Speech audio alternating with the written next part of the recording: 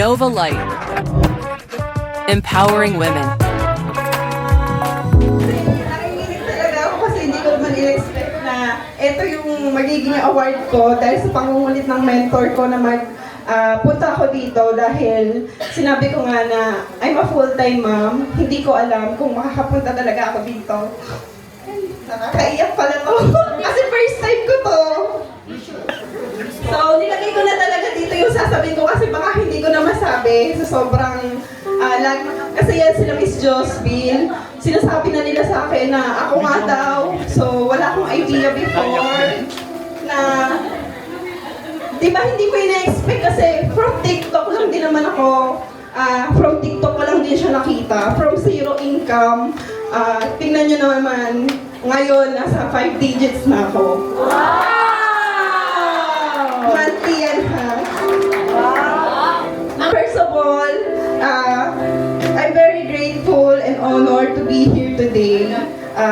Dito sa company ni Nova Lucia. Super thankful talaga ako na nakilala ko talaga siya. Kasi galing din naman ako sa Taiwan.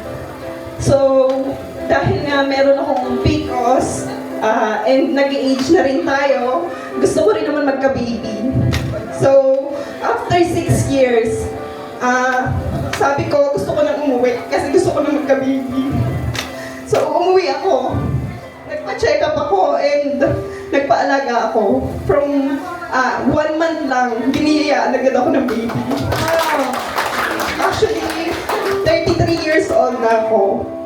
And then, ayun nga, yung struggle kasi first time ma'am, hindi ko alam na gano'n pala kahirap maging nanay. Oo. Pagkatapos kong mga anak, sabi ko, ang hirap pala maging nanay. Umiiyak ako sa mami ko. Then, nung na-realize ko na yung hirap ng pagiging nanay, naubos din yung savings ko. Wala talaga, as in, walang natira sa akin. Zero talaga, maintaining balance na lang yung account ko. Tapos, yun nga, nag-i-scroll lang ako lahat ng pwede kong gawin na pagkakakitaan ko through online ginagawa ko kasi hindi na ako nakakalabas eh, nag-aalaga na lang ako ng anak ko. Yun, nakita ko siya, trinay ko lang naman. Sabi ko kung hindi siya magiging okay sa akin dahil naranasan ko na rin ma-scam before, sabi ko, why not to try kasi lahat naman yan is susubukan lang naman natin. Kung ayaw natin, edi, bitawan natin. And then sinubukan ko siya. Nagtagal ako ng 1 week. Sabi ko, aba, may salary to. Sabi ko, hindi ko to kinikita before kasi nakahiga lang ako, ganyan, ganyan. Then, 1 week, trinay ko, may sahod ako. Sabi ko, nakakatuwa kasi may pambayad na ako ng bills ko na hirap akong kuhanin sa ibang ginagawa ko kasi yun nga, wala na nga akong source of income. Nagre-rely na lang ako sa partner ko na hindi naman din ganun kalaki yung sinasahod niya. And then, ayun, may sahod na ako and then may mga tasking kaming ginagawa. And then, lahat yun, na-achieve ko. Sabi ko, kaya ko pala. Sabi ko, kaya ko pala itong gawin.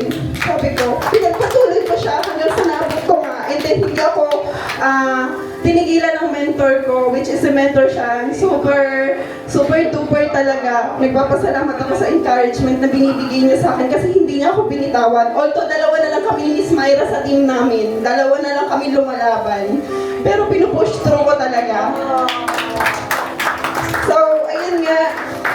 Ayaw ko na din umiyak. So, yung trust, yan yung magbibigay sa atin ng successful kasi kailangan natin silang kaibiganin. Kasi yan, pag nawala sa inyo, paano kayo tatayo dito sa kay Nova Lucia, di ba? Pag umalis yan, hindi nyo sila kinibigan kasi mamaya ayusin nyo sila, hindi nyo naman sila minimaintain, hindi nyo sila minomonitor. Bibitawan at bibitawan kayo, kasama kayong babagsak. Di ba? So, kailangan maging mabait tayo sa mga subordinates natin. Ituro natin sa kanila kung paano tayo umangat. Kasi sila din yung mag-aangat sa atin. Magpatuloy lang tayong lahat. And then, this recognition is not just for me, but for all of us. For my mentor, my teammates, yan, to my core leaders. Marami din ako natutunan sa kanila. Kaya super thankful din ako kay Director Eric na walang sawa din talaga sa aming nagagabay. So to everyone here, I just want to remind remind you, keep believing in yourself, trust your team, and continue learning from one another. Kasi success is sweeter when it's shared. Okay? Thank you so much, and let's continue to grow together here with Novalution.